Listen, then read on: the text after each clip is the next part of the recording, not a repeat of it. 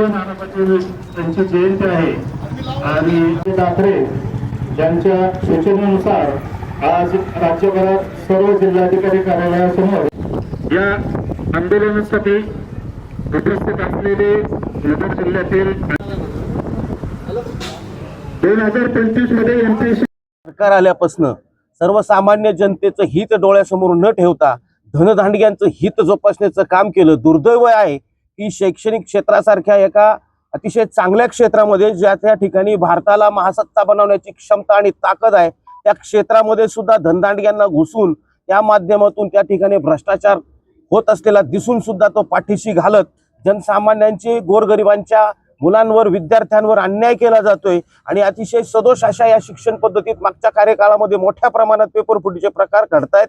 या सर्व बाबी पुढे येत आहेत। असं असून सुद्धा ते दडपण्याचं घाणेरडं कृत्य आणि काम हे सरकार करतंय। याच महाराष्ट्रामध्ये मुलीच्या परीक्षेमधील गुणांच्या फेरफार प्रकरणी एका मुख्यमंत्र्याने तात्काळ 2 दिवसात हायकमांडच्या सांगण्यावरून राजीनामा दिला होता। शिवाजीराव निलंगेकर, बाबासाहेब भोसले, त्याला म्हणतात नैतिकता। काल परवा जो राजीनामा दिला 28 नीटच्या विद्यार्थ्यांचा बळी घेऊन दिलेला राजीनामा हा नैतिकतेला धरून नाही। दुसऱ्या दिवशी त्या संबंधिताचं स्वागत ज्या पद्धतीनं या एनडीएच्या लोकांनी केलं हे कुठेतरी लोकांच्या जखमेवर मीठ चोळण्याचा प्रकार केलाय आणि म्हणून याच्या तीव्र निषेध करत आज अहमदनगर जिल्ह्याच्या वतीने अहिल्यानगर जिल्ह्याच्या वतीनं या ठिकाणी आम्ही धरणे आंदोलन जागरण गोंधळ घालत धरणे आंदोलन करतोय। महाराष्ट्रभर हे आंदोलन सुरू आहे आणि संभाजी ब्रिगेड येत्या 9 ऑगस्टला क्रांती दिनी क्रांतिकारी पाऊल उचलून या सर्व बाबींचा सोक्षमोक्ष लावल्याशिवाय राहणार नाही। संभाजी ब्रिगेडचे अध्यक्ष ॲडव्होकेट मनोजदादा आखरे यांच्या सूचनेनुसार आज महाराष्ट्रामध्ये सर्व जिल्हाधिकारी कार्यालयावरती ठिय्या आंदोलन होत आहे आणि त्याचाच भाग म्हणून आज अहिल्यानगर या ठिकाणी संभाजी ब्रिगेडचं आंदोलन होत आहे। एमपीएससी मधला पेपर फुटीचा घोळ, त्याच्यानंतर MSc-IT मधला घोटाळा आणि TET रद्द करा हे 3 विषय घेऊन आम्ही या ठिकाणी आंदोलन करत आहोत आणि संभाजी ब्रिगेडच्या माध्यमातून सरकारला मी जाहीर आवाहन करतो की यापुढे कुठलीही परीक्षा ऑनलाईन घेऊ नका। तुम्ही तसा प्रयत्न केला तर आम्ही त्या भाषेत उत्तर देऊ। तुम्ही ही परीक्षा रद्द करा। गोरगरिबांच्या जीवावरती उठलेला आहात हे थांबवा, बंद करा। आज आंदोलन करताय कुठेतरी विद्यार्थ्यांवर अन्याय झालाय, राज्यभर आंदोलन सुरू आहे, काय नेमकी भूमिका आणि पुढची भूमिका काय राहील? आज अहिल्यानगर जिल्ह्यामध्ये जिल्हाधिकारी कार्यालय यांच्या कार्यालयासमोर आमचे संभाजी ब्रिगेडचे जिल्हाध्यक्ष मान्य राजदादा परकाळे यांच्या अध्यक्षतेखाली आम्ही जे आंदोलन केलं या आंदोलनाचा उद्देश म्हणजे आज भारत देशाचा आपण कणा पाहिला जो तरुण आहे हा तरुण KG ते PG इथपर्यंत उद्ध्वस्त करण्याचं काम हे भारत सरकार करत आहे। कुठल्याही परीक्षेवरती आज तरुणाचा भरोसा राहिलेला नाही कारण की या सरकारने सर्वत्र त्या ठिकाणी भ्रष्टाचार करून या ठिकाणी तरुणाचा विश्वास या यंत्रणेवरचा उडवलेला आहे। म्हणून संभाजी ब्रिगेड या विषयामध्ये काम करून कुठेतरी या तरुणांना न्याय देण्यासाठी या ठिकाणी आंदोलन उभं करत आहे। नमस्कार, मी इयत्ता 12वीची विद्यार्थिनी समृद्धी सासवडे।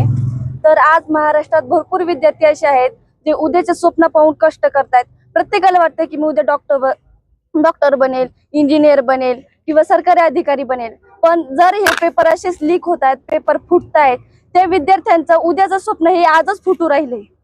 आणि जो विद्यार्थी रात्रंदिवस अभ्यास करतोय त्याचे आई वडील त्याला कष्ट करून पैसे पुरवतायत आणि जर ते पेपर उद्याच फुटत असतील, उद्याच ते पेपर रद्द होत असतील तर त्या विद्यार्थ्यांनी नेमकं करायचं काय? असाच प्रश्न जर आता मला उद्या CET द्यायची, पण जर मी ती CET देऊन खरंच मला उद्या फायदा होणार आहे का, असाच प्रश्न माझ्या समोर उभा राहिला आणि म्हणून आज मी इथे उपस्थित आहे। आणि तेच झालंच, पण माझे छत्रपती शिवरायांच्या प्रेरणेने आज आपण येथे सर्वजण आहोत आणि त्याच शिवरायांचा इतिहास हा पाठ्यपुस्तकातून रद्द करण्यात येत आहे। सरकारला एवढीच विनंती आहे की हा इतिहास प्रत्येक विद्यार्थ्यापर्यंत पोहोचला पाहिजे। ही शिक्षण व्यवस्थापकांचं हे कार्य आहे आणि काय म्हणतात ना त्याला CET परीक्षा द्यायच्या आधीच असे जर पेपर फुटत असतील तर विद्यार्थ्यांनी उद्या करायचं काय? माझी सरकारला एवढीच विनंती आहे की आम्ही हे सर्व जिजाऊंचे लिख आज इथे जमलेलो आहोत, हे जे आंदोलन झालंय याची सरकारने खोलवर जाऊन सकल लक्षता घ्यावी आणि आम्हाला ह्या आंदोलनाचं जे काही आंदोलन झाले आहे त्याचा फायदा होईल, म्हणजे आम्हा विद्यार्थ्यांना उद्या त्याचा फायदा होईल किंवा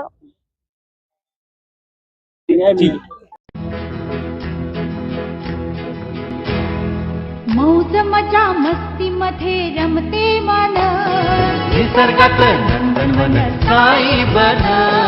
मौज मजा मस्ती मध्ये रमते मन निसर्गात नंदनवन साई बन साई बन